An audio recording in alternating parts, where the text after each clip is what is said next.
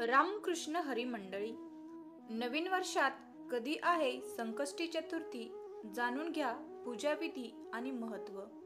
हिंदू धर्मामध्ये कोणतीही पूजा करताना सर्वप्रथम गणपतीची पूजा केली जाते। धार्मिक मान्यतेनुसार स्त्रिया आपल्या मुलांच्या दीर्घायुष्यासाठी संकष्टी चतुर्थीचा उपवास करतात। संकष्टी चतुर्थीचा उपवास हा गणपतीला समर्पित आहे। नवीन वर्षात संकष्टी चतुर्थी कधी आहे आणि त्याचे महत्त्व काय आहे ते जाणून घेऊया। दर महिन्यातील कृष्ण पक्षातील चतुर्थी तिथीला संकष्टी चतुर्थीचा उपवास केला जातो। पंचांगानुसार पौष महिन्याच्या कृष्ण पक्षातील चतुर्थीला संकष्टी चतुर्थी केली जाणार आहे। या दिवशी गणपतीची विधीनुसार पूजा आणि उपवास केला जातो। बिहार आणि पूर्व उत्तर प्रदेशात या संकष्टी चतुर्थीला तिळवा आणि तिळकुटा असेही म्हणतात। स्त्रिया आपल्या मुलांच्या दीर्घायुष्यासाठी आणि सुखी आयुष्यासाठी हा उपवास करतात। स्त्रिया या दिवशी निर्जळी उपवास ठेवून आणि रात्री चंद्राला अर्घ्य देऊन उपवास सोडतात। नवीन वर्षात कधी आहे संकष्टी चतुर्थी? पंचांगानुसार पौष महिन्याच्या कृष्ण पक्षातील चतुर्थी तिथी 17 जानेवारी रोजी पहाटे 4:06 सुरू होत आहे। तसेच 18 जानेवारी रोजी सकाळी 5:30 समाप्त होईल। यामुळे उदय तिथीनुसार शुक्रवारी 17 जानेवारी रोजी संकष्टी चतुर्थीचा उपवास केला जाईल। संकष्टी चतुर्थीला चंद्रोदयाची वेळ काय आहे? संकष्टी चतुर्थीच्या दिवशी चंद्राची पूजा केल्यानंतरच हा उपवास पूर्ण मानला जातो। या दिवशी चंद्रोदयाची वेळ रात्री 9:09 आहे।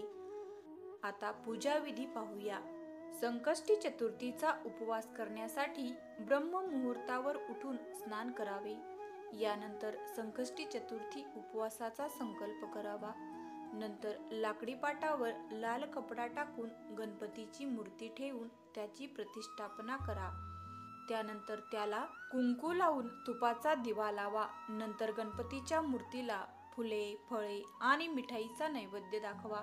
या पूजेमध्ये तिळकुटाचा नैवेद्य आवश्यक समाविष्ट करा। या दिवशी गणेश चालीसाचे आवर्जून पठण करा।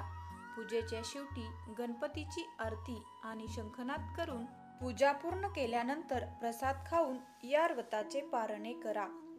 संकष्टी चतुर्थीचे महत्त्व। संकष्टी चतुर्थीचा उपवास विघ्नहर्ता गणपतीला समर्पित आहे।